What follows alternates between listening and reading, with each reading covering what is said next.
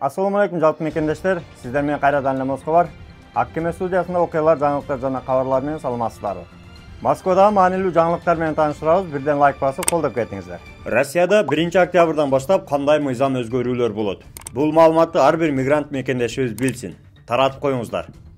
Россиянын мамлекеттик думасы миграциялык саясатты күчөтүү максатында 5 мыйзам долбоорун карай баштайт. Депутаттар 1-октябрда шейшембиде аларды тапшырууну пландап жатат. Аларды көпчүлүк депутаттар колдойт. Сунушталган нерселер жөнүндө толук маалымат бере кетсек. Биринчи, Россия аймагында мыйзамсыз жүргөн мигранттын кылмыш жасоосу оордотуучу жагдай катары таанылсын. Экинчи, уюшкан топ тарабынан өзгөчө оор кылмыштарды жасоо максатында жасалган мыйзамсыз миграцияны уюштуруу өзгөчө оор кылмыштарга классификациялансын. Анын жазасы 8 жылдан 15 жылга чейинки мөөнөткө эркинен ажыратуу түрүндө, же 3 миллиондон 5 миллион рубльга чейин айып пулу, же белгилүү кызматтарды ээлөө укугунан ажыратуу. Үчүнчүсү, документтерди жасалмалоо даярдоо боюнча же жүгүртүү үчүн, ошондой эле чет өлкөлүк жарандардын жасалма каттоо жана каттоо менен байланышкан кылмыштар үчүн жоопкерчиликти күчөтүү чаралары белгилүү. Бул үчүн жаза төмөндөгүдөй болот. 2 жылдан 6 жылга чейинки мөөнөткө эркинен ажыратуу түрүндө, же юридикалык жактарга конфискациялоо менен 5 миллиондон 10 миллион рубльга чейин айып салуу, кайра тил комиссиясы үчүн конфискациялоо менен 10дон 60 миллион рубльга чейин айып пул салынат. Ички иштер министрлигинин маалыматы боюнча, үстүбүздөгү жылдын 8 айында эле мигранттар арасында 4573 документ жасалмалоо фактылары аныкталган. Төртүнчүсү, мигранттарга мыйзамсыз кызматтарды көрсөтүү боюнча сунуштарды камтыган интернет ресурстарды соттон тышкары бөгөттөө жана миграциялык статусту каттоо үчүн жасалма документтерди сатууну жазалоо.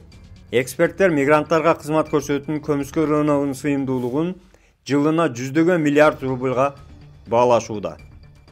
Бешинчи маселе, мигранттар үчүн тил сынактарга ортомчу уюмдардын катышуусуна толук тыюу салуу.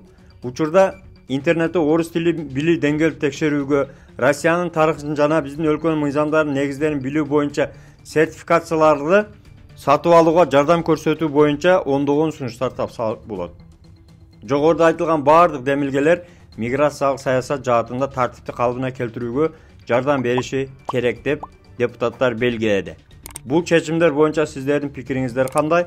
Комментарийде калтырсаңыздар болот.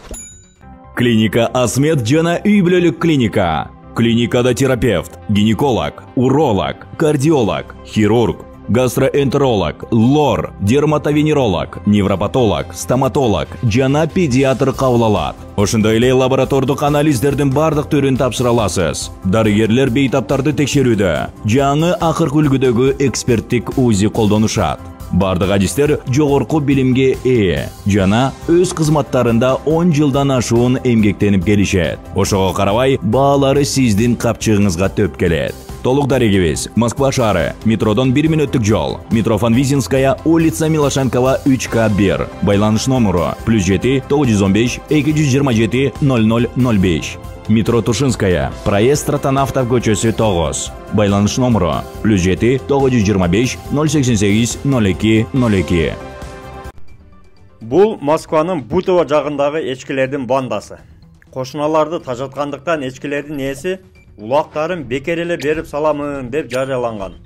Андыктан Москвада эчки кыламын дегенде Бутового барып сүйлөшүп көргүлө.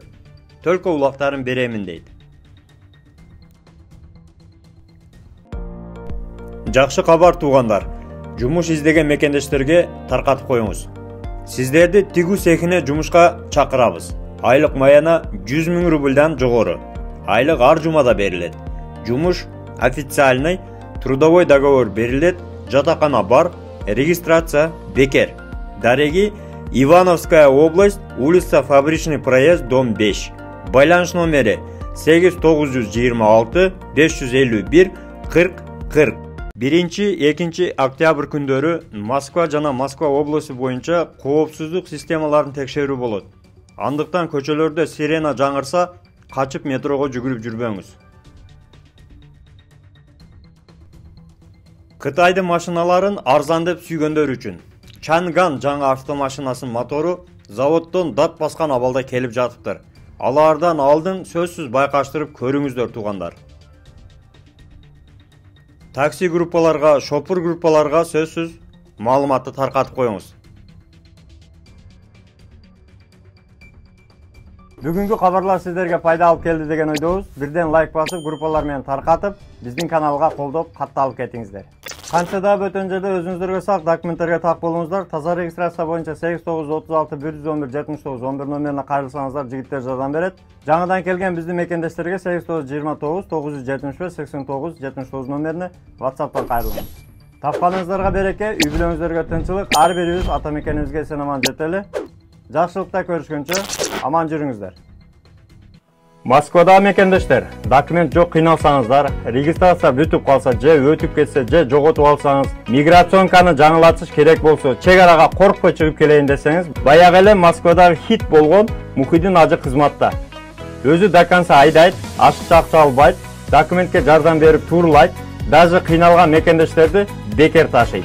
Мухиддинге Москвардан деп чалсаңыз, по-братски жылуу жумшак барып келесиз.